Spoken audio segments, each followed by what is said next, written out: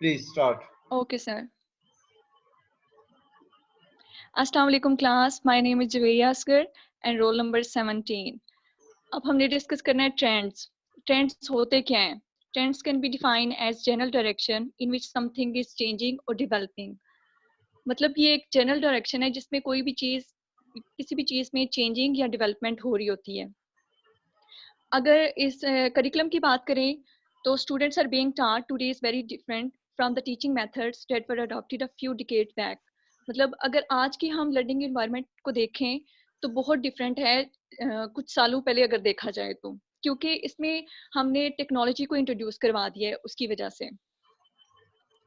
अब हम कुछ ट्रेंड्स को डिस्कस करेंगे. फील्ड ऑफ एजुकेशन मतलब एजुकेशन की फील्ड में हमने कौन कौन से ट्रेंड्स को इंट्रोड्यूस करवाया है. Collaborative learning. Technology has made it possible for everyone to stay connected. मतलब इस टेक्नोलॉजी की मदद से हमारी जो कोलैबोरेटिव स्किल्स हैं वो इम्प्रूव हुई हैं.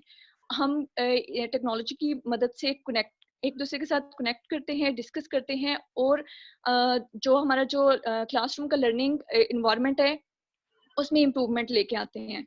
अब क्लासरूम लर्निंग की बात करें तो टीचर क्या करता है कि डिफरेंट जो ग्रुप एक्टिविटीज या प्रोजेक्ट स्टूडेंट्स को असाइन करता है.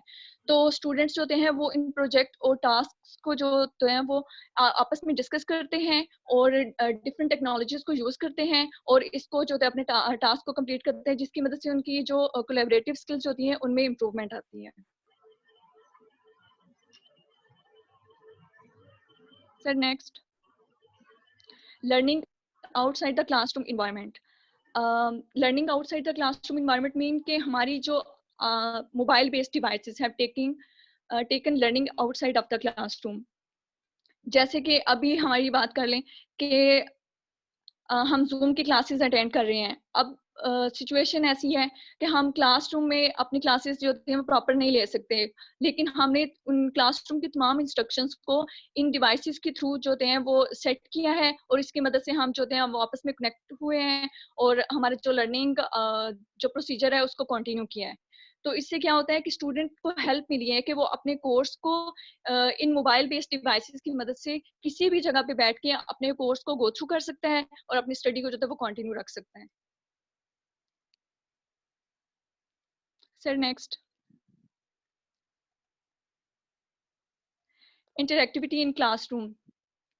टेक्नोलॉजी को क्लासरूम में अगर हमने इंट्रोड्यूस करवाया तो उसके बहुत ज़्यादा बेनिफिट्स भी हुए हैं. इससे क्या हुआ है कि क्लासरूम जो होती है वो इंटरैक्टिव हो चुकी है टीचर्स के लिए भी और स्टूडेंट्स के लिए भी. स्टूडेंट्स जो होते हैं वो बहुत एक्टिवली पार्टिसिपेट करते हैं इन टेक्नोलॉजीज को यूज करते हुए.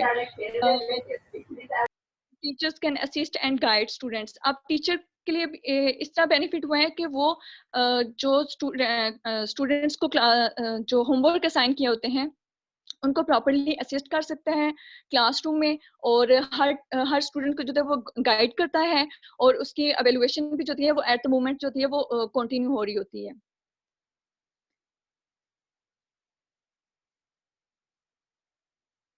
Data management and analytics. Managing data has become ever to. अब इसमें क्या है कि डाटा मैनेजमेंट जो होती है वो बहुत ज्यादा कन्वीनियंट, बहुत इजी हो चुके हैं. टीचर्स के पास स्टूडेंट्स के रिलेटेड तमाम डाटा जो होता है वो उनके पास मौजूद होता है. उन्हें इसकी डिटेल के लिए मतलब बहुत ज़्यादा कॉपीज रखने की ज़रूरत नहीं पड़ती है या कोई भी पहले ये होता है कि रजिस्टर्स में बाकायदा उनकी. अब यहाँ पर ये होता है कि लैपटॉप मौजूद होते हैं जिसमें उनका सारा डाटा मौजूद होता है कि इसने ये कितनी असाइनमेंट्स कंप्लीट की हैं, कितने टाइम में कंप्लीट किए हैं और अपनी जो करिकुलम की मतलब अगर करिकुलम की बात करें तो उसकी कोर्स आउटलाइन होती है, उसका भी टीचर्स के पास पूरा डाटा मौजूद होता है कि कितने चैप्टर्स हमारे कंप्लीट हो चुके हैं और कितने रह गए हैं. मतलब इसकी मदद से वो इजीली अपना डाटा मैनेजमेंट कर सकते हैं और अपनी एनालिसिस भी उनकी हो रही होती है साथ साथ के हमें किस लेवल पे जाके आप मजीद जो है उसको कंटिन्यू करना है. Sir next, social media learning. अब जो एजुकेशनल इंस्टीट्यूट्स ने क्या कहा है कि क्या किया है कि सोशल मीडिया को इंट्रोड्यूस करवा दिया है लर्निंग एनवायरनमेंट में. स्टूडेंट्स जो होते हैं वो पहले इंटरेक्ट करते थे मतलब व्हाट्सएप पे या फिर फेसबुक पे तो पिक्चर्स वीडियोस ये अपलोड या ये शेयर किया करते थे. लेकिन अब ये क्या हुआ है कि मतलब सोशल मीडिया की मदद से बहुत सारी ऐसी ऐप्स या फीचर्स जो हैं वो इसमें इंट्रोड्यूस करवाए गए हैं, जैसे इलेक्ट्रॉनिक बुक्स वगैरह। तो इसकी मदद से क्या होता है कि स्टूडेंट्स जो हैं वो अपने स्टडी मटेरियल्स, प्रोजेक्ट्स वगैरह, ये सब चीज़ें भी जो हैं वो आपस में शेयर कर सकते हैं, डिस्कस कर सकते हैं और अपनी स्टडी को जो है वो इसमें इम्प्रूवमेंट लेके आ सकते हैं।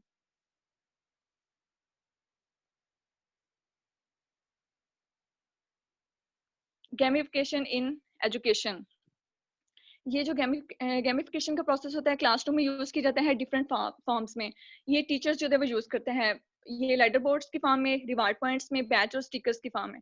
इसमें क्या होता है कि जो स्टूडेंट्स होते हैं वो उसमें एक्टिवली पार्टिसिपेट करते हैं। ये स्टूडेंट्स को एंगेज करने के लिए एक्टिविटी करवाई जाती है। गेमिफिकेशन में टीचर जो होते हैं स्टूडेंट्स को टास्क तो देता है, लेकिन उसमें कुछ लेवल्स रख देता है। मतलब इस लेवल पे अगर आप ये टास्क इतने मिनट्स में या इस लेवल पे कंप्लीट करेंगे, मतलब कुछ उसमें क्राइटेरिया रखा होता है, तो आपको इतने रिवार्ड्स पॉइंट्स मिलेंगे। तो इससे क्या होता है कि स्टूडेंट्स एक्टिवली पार्टिसिपेट करते हैं और उनके अंदर जो है वो क्यूरियोसिटी भी इंक्रीज होती है कि हम ये टास्क जल्दी से कंप्लीट करें, इसका आउटकम क्या होगा। तो इसमें वो टीचर जो होता है वो उसको हेल्प मिलती है कि वो क्लास को एंगेज रखें इन एक्टिविटीज में।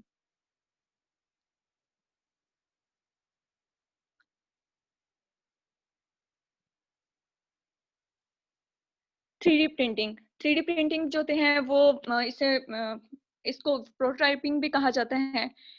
इसमें क्या होता है, थ्री डी प्रिंटर्स की मदद से स्टूडेंट्स जो होते हैं वो अपने आइडियाज़ को, मतलब जो उनकी इमेजिनेशन होती है या जो उनके क्रिएटिव आइडियाज़ होते हैं, उनको जो होते हैं वो शेप देते हैं इन प्रिंटर्स की मदद से। तो ये स्टूडेंट्स को हेल्प करते हैं कि वो उनके जो क्रिएटिव आइडियाज़ होते हैं उनको मतलब एक एक्चुअल फॉर्म में जो होते हैं वो इसकी हेल्प से जो होते हैं वो अपने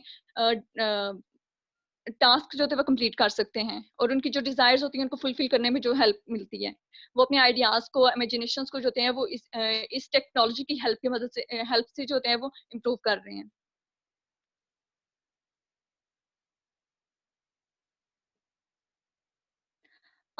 अगर टेक्नोलॉजी सिंपल वर्ड्स में क्या है कि technology has provided teachers and learners with a new and enhanced way of interacting during the learning process. Technology जो होती है वो अगर आज की यूथ में देखा जाए तो इसके बहुत बेनिफिशियल इम्पैक्ट हैं। मतलब इसने बहुत ज़्यादा एडवांसमेंट आई है, लर्निंग इन्वायरमेंट में बहुत ज़्यादा इम्प्रूवमेंट्स आई हैं टेक्नोलॉजी की मदद से। अब नेक्स्ट टॉपिक है कि technology in language arts and foreign language instructions. मतलब हम लैंग्वेज को मतलब टेक्नोलॉजी को लैंग्वेज आर्ट और फॉरेन लैंग्वेज इंस्ट्रक्शंस में कैसे यूज कर सकते हैं।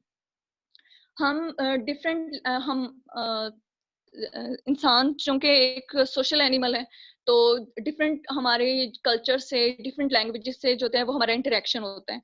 हम डिफरेंट लैंग्वेजेस को सीखना भी चाहते हैं, तो उन लैंग्वेज को सीखने के लिए हम कौन कौन सी टेक्नोलॉजीज को मतलब इंट्रोड्यूस करवाया गया है, इसमें हम ये डिस्कस करेंगे।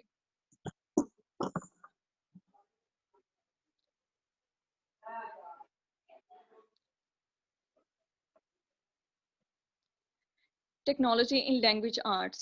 Many researchers claims that children can improve their language and cultural awareness by using technology in different social and cultural contexts. And language awareness can be fostered through intercultural communication. मतलब researchers से भी ये साबित हुआ है, children अपनी जो languages को इम्प्रूव करते हैं तो वो उनकी कैसे इम्प्रूव होती है कि वो इंटरकल्चरल कम्युनिकेशन के through.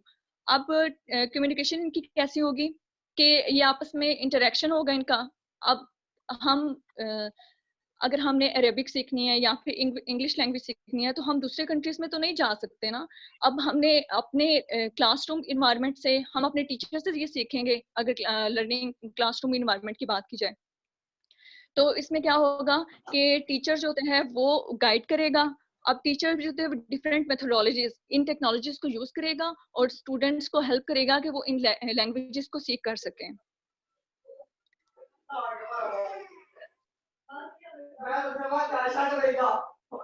Technology can play a powerful, अब ये है कि how technology can transform English language arts class from good to great. मतलब हम कैसे इसको इम्प्रूव कर सकते हैं।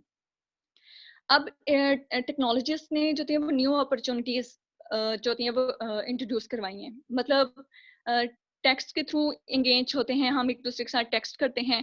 और क्लासरूम से अगर बाहर भी अगर हम देखा जाए तो टेक्स्ट के थ्रू हम लोग आपस में कनेक्टेड होते हैं। और इनकरेज हम इसकी मदद से क्या हुआ कि स्टूडेंट्स को इनकरेज करते हैं कि वो अपनी रीडिंग और राइटिंग स्किल्स को जो है वो इंडिपेंडेंटली भी इम्प्रूव कर सकें। जैसे कि हमें असाइनमेंट्स बनाने के लिए दी जाती हैं, डिफरेंट टास्क दिए जाते हैं, प्रोजेक्ट्स दिए जाते हैं, हमने कंप्लीट, इससे रीडिंग और राइटिंग स्किल्स हमारी इंप्रूव होती हैं। इससे हमारी जो लैंग्वेज स्किल्स होती हैं इसमें इंप्रूवमेंट आती है। अब लैंग्वेज आर्ट्स में अगर हम करिकुलम में देखा जाए तो एजुकेटर्स जो होते हैं उनके अकॉर्डिंग इसके 4 मोड्स होते हैं कि हम लैंग्वेज को किन मोड्स की बेस पे जो है वो इसको अडॉप्ट कर सकते हैं। लिसनिंग, मतलब हम सुनने से, स्पीकिंग, रीडिंग और राइटिंग स्किल्स हैं।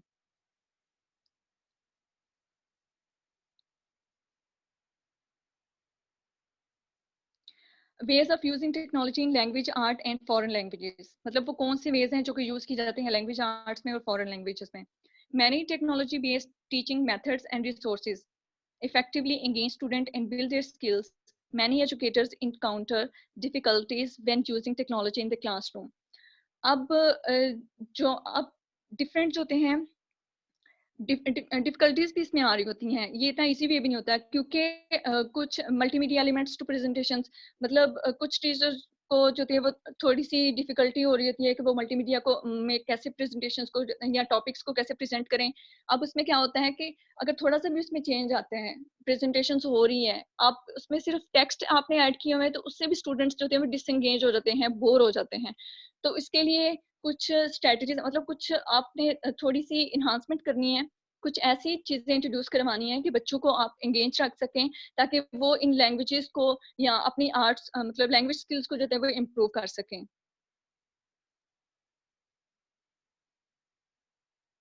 मल्टीमीडिया प्रेजेंटेशंस इंक्लूड, मतलब अब उन्होंने कहा कि मल्टीमीडिया में हम प्रेजेंटेशंस में किन चीज़ों को इंक्लूड होना ज़रूरी है। इसमें इमेजेस में आप इमेजेस इंट्रोड्यूस करवाएं, उससे जो होते हैं वो उनमें जो होते हैं वो इंटरेस्ट उनका डेवलप होगा। Graphs, pictographs, podcast clips, sound effects, short videos, मतलब न्यूज़, मूवीज और टेलीविजन, मतलब उनको हर मतलब न्यू न्यू इनोवेशंस या न्यू चीज़ों से जो थे वो इंट्रोड्यूस करवाएं, ताकि उनकी कोलैबोरेटिव स्किल्स, लैंग्वेज स्किल्स, ये सारी स्किल्स जो होती हैं वो उनकी इम्प्रूव हो सके।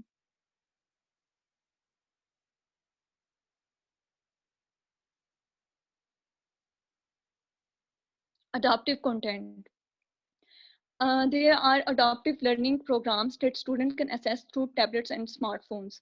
There are many mobile apps are introduced by different schools.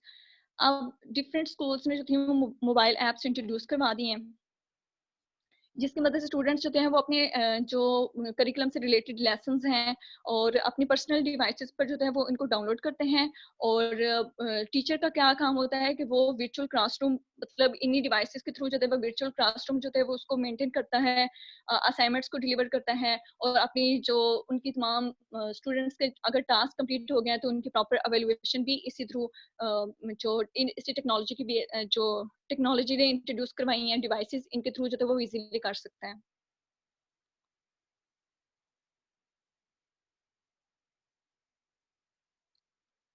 Set up student blogs. Student sit a desktop in a computer lab typing. Blogging can be creative outlet for students. अब blogs की मदद से क्या करते हैं कि ये इनकी जो लैंग्वेज आर्ट क्लासेस, मतलब इनकी लर्निंग होती है, इनमें ब्लॉग्स का बहुत इम्पोर्टेंट रोल है। इसमें इनकी राइटिंग स्किल्स होती हैं वो ज़्यादा इम्प्रूव होती हैं। स्टूडेंट्स अपने डेस्कटॉप्स पे बैठते हैं, ठीक है, अपनी डिफरेंट लैंग्वेज, मतलब लैंग्वेजेस को टाइपिंग के थ्रू उनकी जो राइटिंग स्किल्स होती है वो इम्प्रूव हो रही होती हैं। इसमें क्या होता है कि इनके लिए फ्री टेम्पलेट्स और कम्प्रिहेंसिव प्राइवेसी सेटिंग्स होती हैं इसी प्लेटफॉर्म के ऊपर। तो इसमें जो host which you can use to host each students blog, मतलब टीचर का क्या काम होता है कि वो इसमें इजीली इनके हर स्टूडेंट्स की जो ब्लॉग होते हैं उसको असिस्ट कर सकते हैं, उसको गाइड कर सकते हैं, और इसकी मदद से जो होते हैं वो स्टूडेंट्स की जो लैंग्वेज स्किल्स होती हैं इनमें इम्प्रूवमेंट आ रही होती है।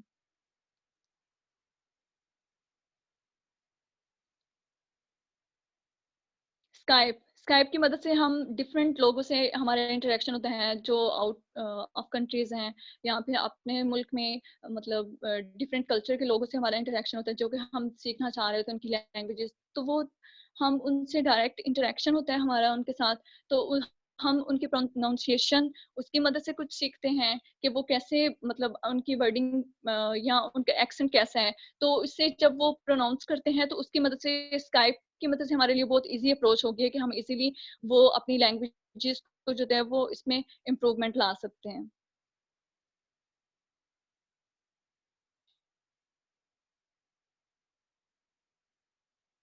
लिसनिंग प्रोग्राम्स, लिसनिंग प्रोग्राम्स भी क्या होते हैं?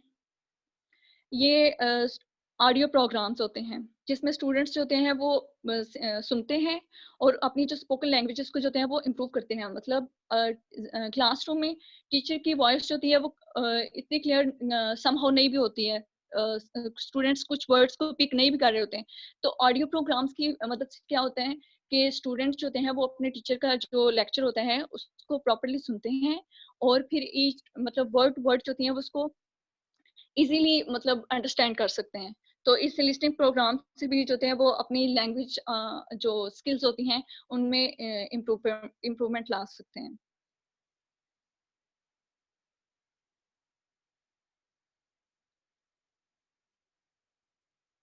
Not only can the chronic use of technological devices have a negative impact on the development of social skills, it can also affect a child mental health. अब ये जो जितनी भी हमने टेक्नोलॉजिकल डिवाइसेस यूज कर रहे हैं इनका सिर्फ मतलब इनका नेगेटिव इफेक्ट भी होता है स्टूडेंट्स की मेंटल हेल्थ के ऊपर। They may experience social anxiety due to lack of social skills and are more likely to express feelings bored और अनहैप्पी एट स्कूल। मतलब इसमें क्या होता है कि स्टूडेंट्स एंग्जायटी फील करते हैं, कुछ की जो सोशल स्किल्स होती हैं वो इतनी इम्प्रूव नहीं होती हैं। जैसे कि अगर हम ऑनलाइन क्लासेस की बात करें तो यहाँ पर जब हमारा इंटरेक्शन हुआ तो स्टार्ट स्टार्ट में बहुत मुश्किल होता था एक दूसरे में के साथ एक इंटरनेट कनेक्टिविटी प्रॉब्लम आ रहे हैं या फिर एप्स यूज करना नहीं आ रही, तो इसकी मदद से भी बच्चों में बहुत ज्यादा एंग्जायटी आ जाती है, स्ट्रेस आ जाता है, तो जिसकी वजह से उनमें जो थोड़ी लर्निंग जो उनके आउटकम्स होते हैं वो उसमें रिडक्शन आ जाती है।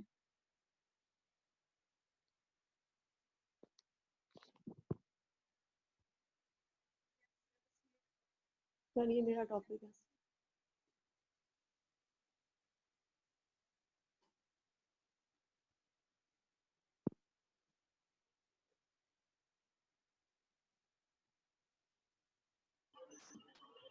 जी जी, एरिया हो गया आपका बेटा? सर